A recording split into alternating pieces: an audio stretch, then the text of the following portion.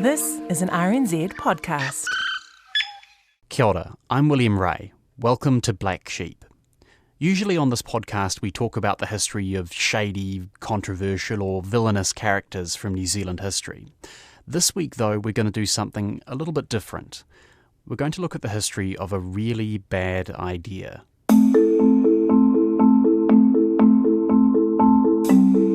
In our very first episode about Alice Parkinson, we talked a little bit about eugenics. One of the characters in that story was Robert Stout, the head of New Zealand's Supreme Court at the time. He was also twice elected Premier, the equivalent of being the Prime Minister. And, as we said, he was a eugenicist. Stout comes across as a real villain in Alice's story, an out-of-touch elitist. But there are some things about Stout we didn't have time to mention. We didn't mention he was an ardent land reformer. He argued land should be redistributed by the state to fight poverty. We didn't mention that in 1878, Robert Stout introduced the Electoral Bill, which made women ratepayers eligible to vote and to stand for Parliament. We didn't mention that he founded Victoria University. Its main history building is still called the Stout Research Centre. Stout's one of the great progressive figures of his time, but still a eugenicist. And he wasn't alone. The first person to be killed by the state, by the Nazis, was a father who had a disabled baby, who went to the state and said, I've got this disabled baby that I don't think should live. Can the state kill this baby? And the state, whoever it was, Hitler's doctor, they found was actually very easy. And that was the beginning. A few more disabled children, disabled adults, and then the other groups, including Jews. And Jews right way through New Zealand, Jews was also another very seen as a very other group as well, right through. Hilary Stace is a historian and disability researcher with a keen interest in eugenics. Or maybe it'd be better to say she has a keen interest in making sure we don't repeat the eugenic mistakes of the past. Of course, New Zealand never had a eugenics program anywhere near as large and horrific as Nazi Germany, but there are little tendrils of eugenics which appear all through New Zealand history in some pretty uncomfortable places. The National Council of Women, the Plunket Society, Federated Farmers, the Women's Temperance Union. These are all organisations which at some stage either promoted some form of eugenics or had leaders which did. This is all the beginning of the century, and New Zealand was still quite new, and there was quite a lot of immigration coming in, and people were thinking, how can we have this wonderful ideal society? So they really were quite keen on keeping it nice. And when you think you're starting up a new society, and the new society is created by a small elite, and that's what eugenics is. It's a profound elitism described by one group of people against another. And it doesn't matter who that other group is, it's just that they're other, whoever on the day that you don't like. There's a great phrase which the history podcaster Dan Carlin used to describe ideas like eugenics, an intellectual contagion. Just to make sure we're on the same page here, eugenics is the belief that things like poverty, crime and alcoholism have genetic causes, and that those things can be bred out of society by removing undesirable people from the gene pool. If you want to find patient zero for this infectious idea, well, you've got to go to Charles Darwin. He gave a name to the science of it. But he was only talking about animals and plants. He wasn't talking about humans. But it sort of gave the go-ahead, as it were, or justification for people who automatically thought they were superior beings anyway, which the British did. It provided this really good explanation as why they had power and other people didn't. It's interesting when you think of how appealing this idea would have been, because you think of your average British person at this period in history, they look around and what they see is white people taking over the entire world. And the great thing about sort of adding Darwin's ideas of fitness into this is that it suddenly all becomes the right, the way of things. It's natural. But it also explained that it could be done actively. You could actively do this breeding. You could encourage the fittest. And fit was a very, very powerful word. The survival of the fittest that Darwin had, talked about quite generally became literally we are the fit. And, the unfit don't have any rights, they don't have any value. To its advocates, eugenics was heroic. Pretty much every problem society faced could be fixed by breeding it out of the gene pool. And they write about it with an almost evangelical zeal. The time has come when every civilized state must say to the degenerate, I have tried punishing, curing, reforming you, and I have failed. You are incurable, a degenerate, a being unfit for social life. Henceforth, I shall care for you. I will feed and clothe you and give you a reasonably comfortable life. In return, you will do the work I set for you, and you will abstain from interference with your neighbour to his detriment. And one other thing that you will abstain from, you'll no longer procreate your kind. You must be the last among your feeble and degenerate family. Those are the words of Duncan McGregor, one of the first generation of New Zealand eugenicists. Duncan McGregor was particularly important. He was at the University of Otago, and he was apparently a very charismatic lecturer, and he just became a complete... he was obsessed. He was obsessed with these ideas and applying them to humans, basically. But he was a very charismatic speaker at the university and in public. And so he was teaching the next generation. And so this next generation of influential New Zealanders, they became the judges, the lawyers, the academics, the teachers, the intellectual class. So by the turn of the century, that philosophy was really well entrenched.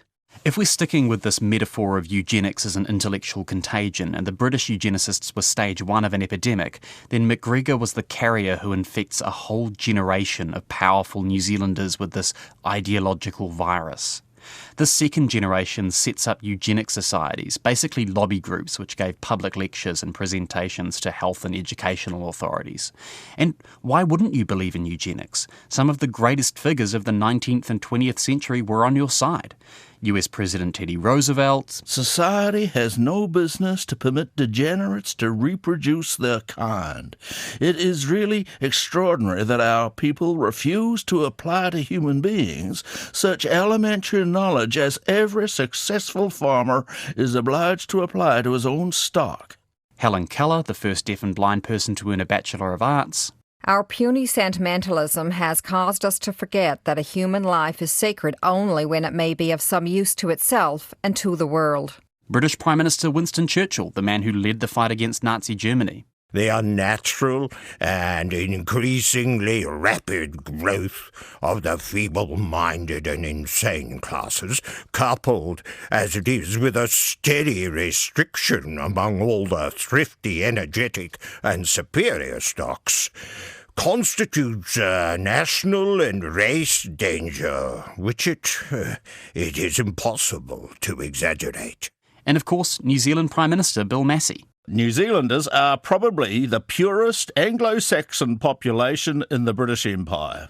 Nature intended New Zealand to be a white man's country, and it must be kept as such. So if you think, like these people, that eugenics is a good idea, what are you going to do about it? There was one side which was very keen on war and thought that we've got to, breed these soldiers for the empire. And a war would be good. We've got to get another war, and we're going to wipe out another lot of people because they're all that's one way we can hurry up the survival of the fittest. The weak ones all get killed off in war, and that's a good thing. So there was that side happening.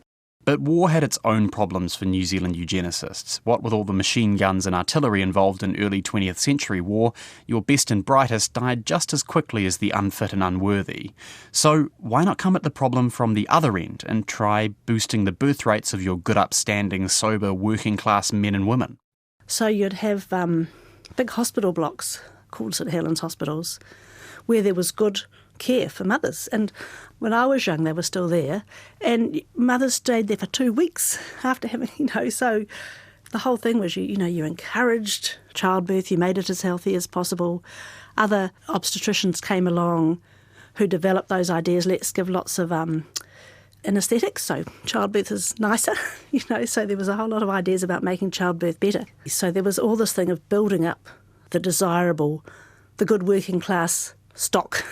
And if young men and women wanted to mess around a bit with the undesirable classes before settling down to breed for king and country, well, there were ways to deal with that. The women like Marie Stopes, who was advocating birth control and was seen as a scandalous woman, but they were very much into their eugenics. Their idea of eugenics was that women should be free to choose the fittest men that they can, So their idea was, they went on and chose the most virile men, and that was another way of building up the stock, and those good genes would then, you'd develop.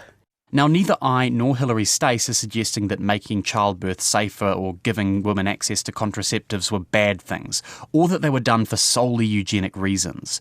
But there's no escaping that all these progressive causes have those little tendrils of eugenics in them. Truby King is a classic example, the founder of the Plunket Society. In the 30 years after Plunket was set up in 1907, the infant mortality rate fell by more than 60%. That figure isn't totally down to Plunket, but there's no doubt it did some really good things, particularly with its emphasis on the importance of hygiene. But Truby King, again, was a eugenicist. Probably the worst example of this was his relationship with a man called Lionel Terry, a horrific racist who had written a manifesto called The Shadow, which I've read so you don't have to. The morals, methods of living, religious beliefs, and general customs of the black and coloured races are totally strange, and in many cases revolting, to the white race. And therefore alien immigration into British possessions has a tendency to produce degenerate habits, and to lower the moral standard amongst their white inhabitants. Those words would be bad enough, but Lionel Terry went on to murder an elderly Chinese man in Auckland in 1907. He had this to say when he turned himself in to the police. I have come to tell you that I am the man who shot the Chinaman in the Chinese quarters of the city last evening. I take an interest in alien immigration, and I took this means of bringing it under the public notice. And then for that he was judged to be insane, so he was sent down to Seacliff, which happened to be where Truby King was in charge. And Truby King thought he was this amazing, talks about him being this amazing specimen of manhood. And so there's Doris Gordon, who was a doctor training. She said that Truby King used to bring out Lionel Terry to show the medical students what a wonderful specimen of manhood is Lionel Terry, and he was this, tall, fit man. So it was a pity that actually he'd killed somebody, but, he'd killed somebody who he was doing he was doing something that was helping us, really. Asylums weren't just for keeping murderous racists like Terry locked up. They were key pillars of the eugenics movement, places where the unfit could be separated from the fit and prevented from passing on their defective genes. And the definition of who was unfit could be incredibly broad. Alcoholics, children with intellectual disabilities, elderly people with dementia, they all got locked up. Porirua Hospital, you can see pictures of it, by the end of the century, it was this huge, huge mass of buildings, a whole working farm, hundreds and hundreds of people living there, children who had intellectual disability, people who had dementia, people who had had any sort of psychosis or breakdown or anything, and they were in these huge asylums, just people who were other. Eugenicists were also very keen on creating systems of classification for the unfit. For them, words like moron, idiot, stupid, feeble-minded, they all had very specific meanings, and not just for the health system, but in education too. Those educationalists were looking at how they could classify different levels of children to send them to different places. So there would be schools and industrial farms and a whole lot of different places that these children would be classified and sent away to, with the idea that they were segregated from society, so they couldn't breed. And this was all not only mandated, but it was virtually, you had to do it. After the First World War, the eugenics movement got even more official government support. A lot of soldiers who went overseas came back with sexually transmitted diseases. And at the time it was believed those diseases could cause birth defects and even moral deficiency for those men's children. So they had this big committee of inquiry into venereal disease in the 1920s. And then the next one, in 1925, was a committee of inquiry into mental defectives and sexual offenders. So there was this automatic assumption that mental defectives, sort of a catch-all, and sexual offending went together automatically. As part of this inquiry, the head of New Zealand's health department, Dr. Theodore Gray, went on a tour of 13 different countries to look at the eugenic systems which had been put in place overseas. He presented a report to Parliament on his findings and said this to local newspapers. The most important preliminary necessity in any register for the cure of feeble-minded persons is the taking of a census and the compiling of a register.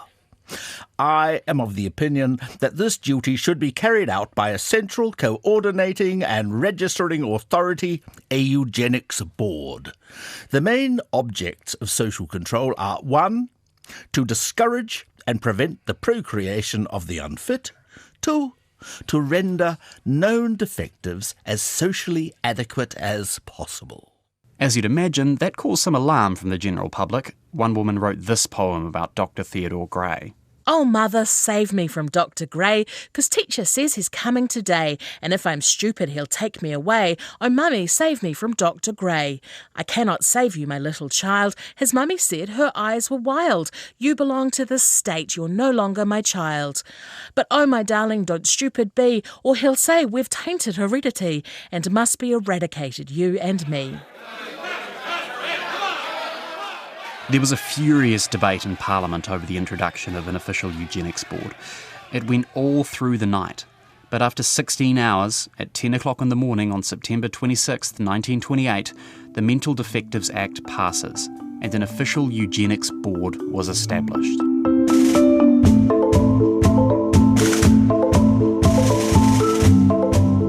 As a compromise to get the bill through, the government dropped some of the more controversial elements, including legalising involuntary sterilisation. But that didn't stop the eugenicists. We never had sterilisation legalised like they did in the United States. But of course it happened. I mean, if you talk to, any of the histories of people who actually were sent to any of those institutions, it was just routine. It's very hard to prove. I think the sort of thing was if people went in for any sort of operation for anything, while they're in an institution, I think probably sterilisation would have been just part of the routine. So you go in to get your appendix out? That was the rumours, yes. When you have the eugenic mindset, people they're not seen as fully human. It's fine that you lock them up, like the woman at Seacliff who's, once they died, their bodies just went to the medical school because they weren't seen as people with agency who needed to consent to that. Because sterilisation was done under the radar, there were no official reports, which means it's difficult to get hard numbers on how many people were sterilised or why. But historians have gathered anecdotal stories from former patients and staff who said it happened. Some said that in the 1980s, when the big mental health institutions were being closed, female patients were offered a procedure they were told would stop their periods. They weren't told it would also make them sterile. The establishment of an official eugenics board is the high watermark for eugenics in New Zealand, but the board's never really able to fulfil the dream of engineering a perfect society. That's partly because there were some staunch opponents to eugenics, particularly in the Catholic Church. One of the most notable was Suzanne Aubert, Mother Aubert, who was the person who established the Homes of Compassion in New Zealand. And she herself, she was a French nun. She did have an experience of physical disability. She welcomed everybody, and so she was one of the few people who took in disabled children, abandoned children, at her Homes of Compassion, and even adults. So she was one of the few, and she had quite a battle, I think, because she had to raise funds to keep her work going, and she was doing something that was definitely against the mainstream. And there were a few others. Peter Fraser, who would be Prime Minister from 1940, and his wife Janet Fraser, I think they were quite suspicious of a lot of the ideas, because you can imagine some of those eugenist people were quite obsessive, dominating, and I think a lot of them were probably quite unpleasant people. But there were people who could see that was going down a dangerous track. And in the 1940s, the world got a big wake-up call about just how dangerous of a track eugenics was.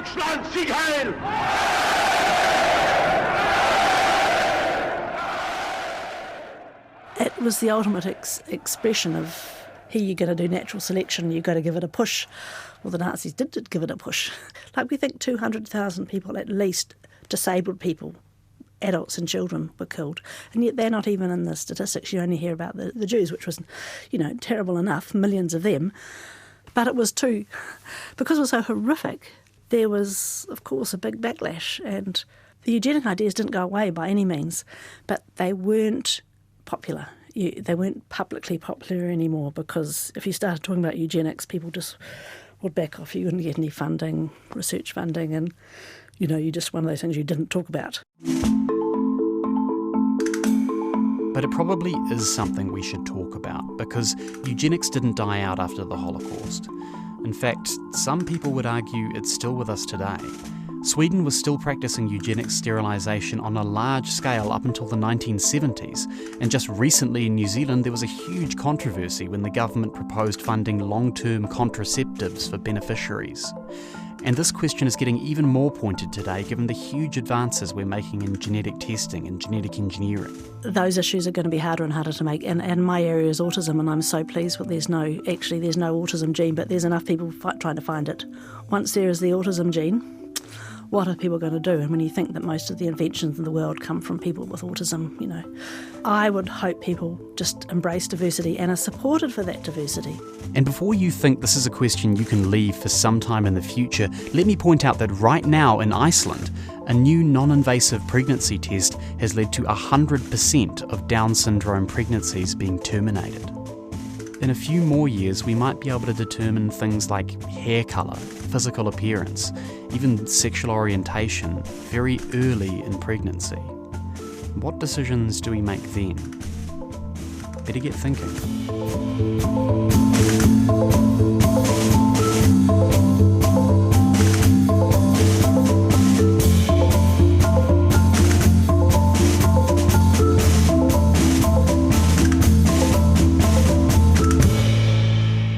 Special thanks to Hilary Stace. I know I say this every week, but if you like this podcast, please take the time to rate it and share it with your mates. Also check out RNZ's other podcasts. You can find them on the series page at our website, rnz.co.nz.